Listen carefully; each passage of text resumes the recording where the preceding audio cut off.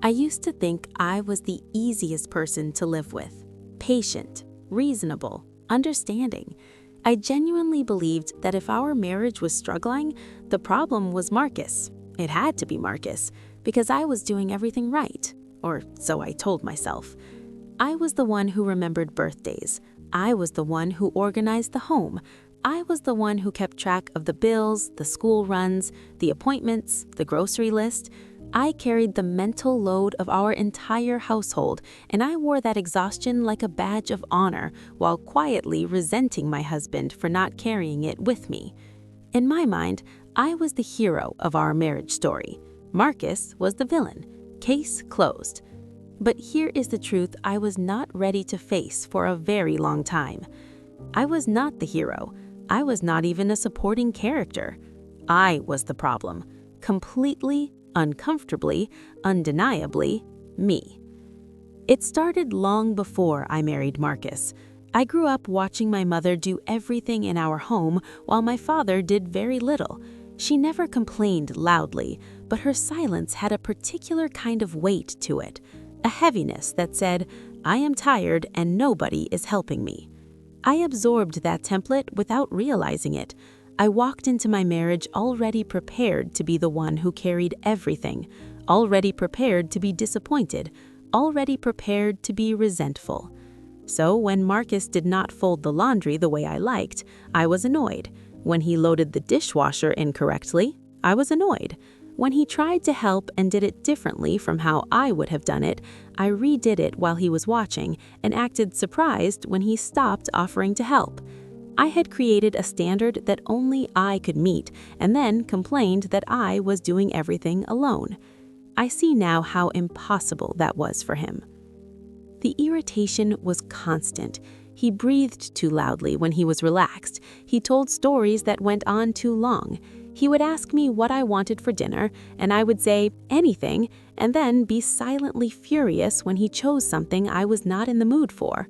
He could not win. I had rigged the game before it even started. What made it worse was that I was convinced my frustration was completely justified. I talked to friends who validated me. I read posts online from women going through similar things and felt seen in my complaints. Nobody around me stopped to ask the harder question, which was, what role are you playing in this dynamic? Because when you are hurting, the last thing you want to hear is that you might be contributing to your own pain.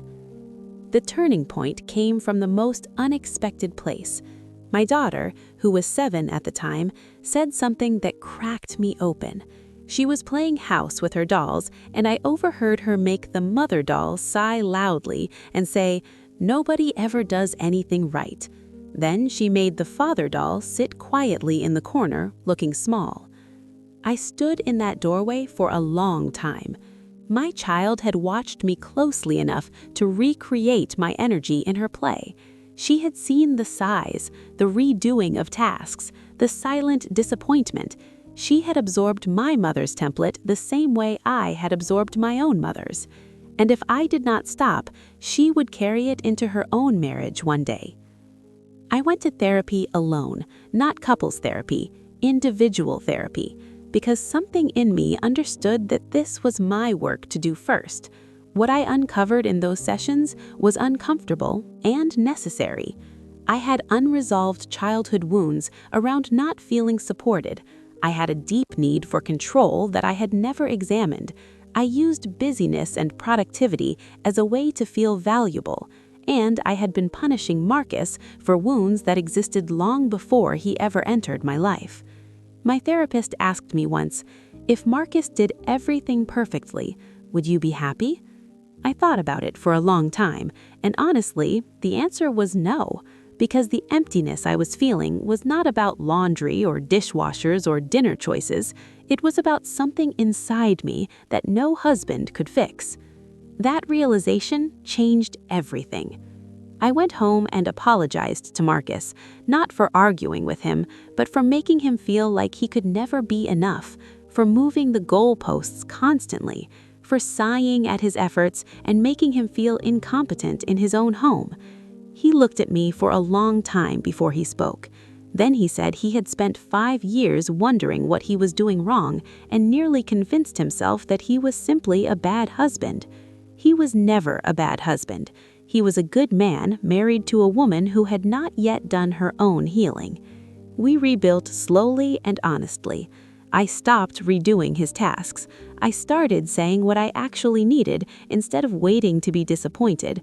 I learned to receive help imperfectly and be grateful for it.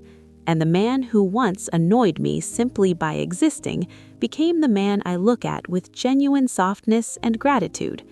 The marriage did not need fixing. I did. If this story touched your heart, please consider subscribing to this channel.